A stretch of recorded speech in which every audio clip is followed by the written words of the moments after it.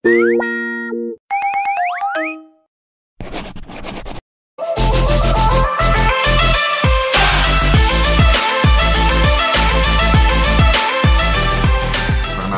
kami dari kelompok 3 akan memperkenalkan nama anggota dari kami. Yang pertama ada Anastia Nur Alisa, Cynthia Mega Susanti, Indriana Amara Putri, Marsina, Muhammad Aditya Ramadan, Nur Aziza, dan yang terakhir Ripka Simanjuntak. Selanjutnya, pemaparan materi akan dilanjutkan oleh teman saya. Selamat menyaksikan. Nama saya Indriana Amara Putri dengan NIM 1910-123-1200009. Di sini saya akan menjelaskan tentang alasan teoritis pemilihan media.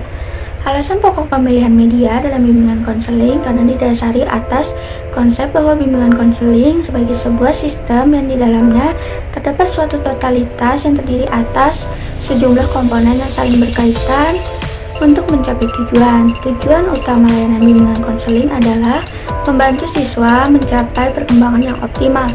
Penggunaan media akan meningkatkan kebermaknaan, meaningful learning, proses dan hasil bimbingan konseling.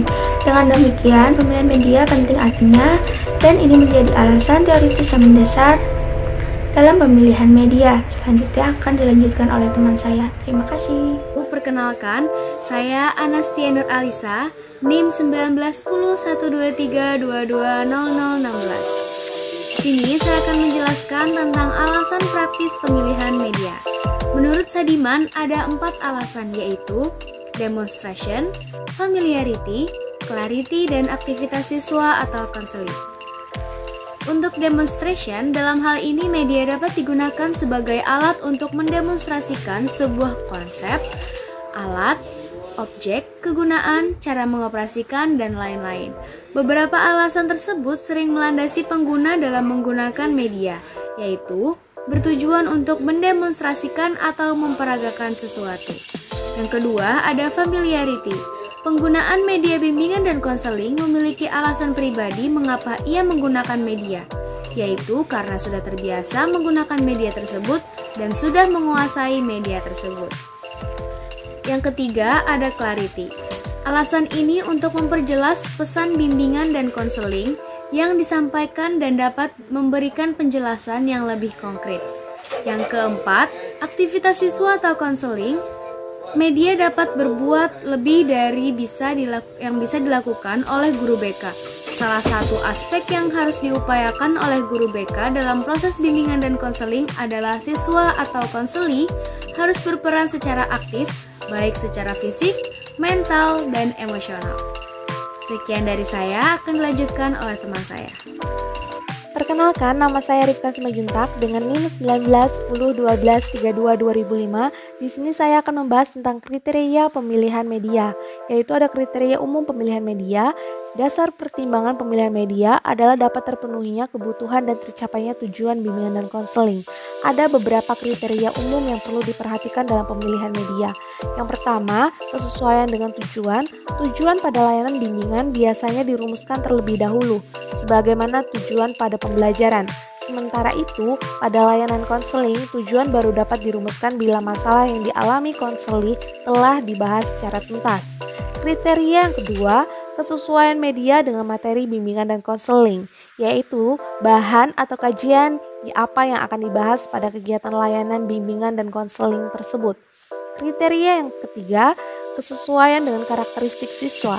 Dalam hal ini, media harus familiar dengan karakter siswa atau guru BK, yaitu mengkaji sifat-sifat dan ciri media yang akan digunakan. Selanjutnya akan dibahas oleh teman saya. Terima kasih. Perkenalkan, nama saya Cynthia Mega Susanti dengan NIM 1910-1232-225. Baik, di sini saya akan melanjutkan penjelasan kriteria umum pemilihan media. Yang keempat, kesesuaian dengan teori. Maksudnya di sini, media yang dipilih bukan karena fanatisme guru BK terhadap suatu media yang dianggap paling bagus dan yang paling disukai, namun didasarkan atas teori yang diangkat dari penelitian dan riset sehingga telah teruji validasinya.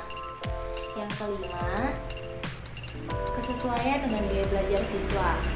yaitu kriteria ini didasarkan atas kondisi psikologis siswa bahwa siswa belajar dipengaruhi pula gaya belajarnya. Yang keenam, kesesuaian dengan kondisi lingkungan, yaitu fasilitas pendukung dan waktu yang tersedia. Sekian dari saya, akan dilanjutkan oleh teman saya. Kenalkan, nama saya Marsina, NIM 191012312003. Selanjutnya saya akan menjelaskan mengenai kriteria khusus pemilihan media. Kriteria khusus pemilihan media ada 6, yaitu yang pertama atau yang A adalah akses. Akses menjadi pertimbangan pertama dalam memilih media. Apakah pemilihan media yang kita pilih itu mudah didapat, terjangkau, dan juga mudah dimanfaatkan oleh peserta didik sebelum kita melakukan pemilihan media bimbingan dan konseling. Yang kedua atau yang B yaitu cash. Biaya juga harus menjadi pertimbangan. Banyak jenis media yang dapat kita pilih. Pada umumnya, media canggih cenderung mahal. Namun, mahalnya biaya tersebut kita hitung dengan aspek manfaatnya. Yang ketiga atau yang C yaitu teknologi. Mungkin kita tertarik pada satu teknologi, namun kita harus mempertimbangkan apakah teknologi itu tersedia dan mudah digunakannya atau mudah penggunaannya. Yang keempat atau yang D yaitu interactivity. Media yang baik adalah media yang dapat memunculkan komunikasi dua arah atau interaktivitas. Selanjutnya yaitu yang kelima atau yang E yaitu organization. Pertimbangan yang juga penting adalah dukungan organisasi. Misalnya, pimpinan kepala sekolah atau yayasan sekolah mendukung atau menyetujui program yang akan dilakukan guru bimbingan dan konseling atau pengorganisasian yang akan dilakukan tersebut. Yang keenam atau yang F yaitu novelty. Kebaruan dari media juga menjadi pertimbangan. Media yang lebih baru cenderung akan lebih baik atau lebih menarik bagi para siswa. Saya Nurul Azizah.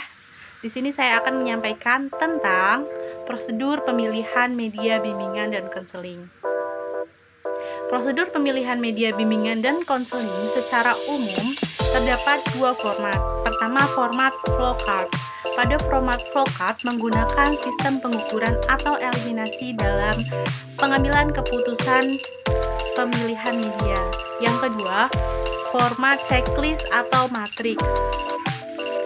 Format checklist atau format matriks yaitu proses keputusan pemilihan media sampai semua kriterianya dipertimbangkan. Dilihat dari penggunaannya di lapangan, format checklist atau matriks lebih banyak digunakan dalam pemilihan media. Demikian presentasi dari kami. Kami minta maaf jika ada kesalahan. Wassalamualaikum warahmatullahi wabarakatuh.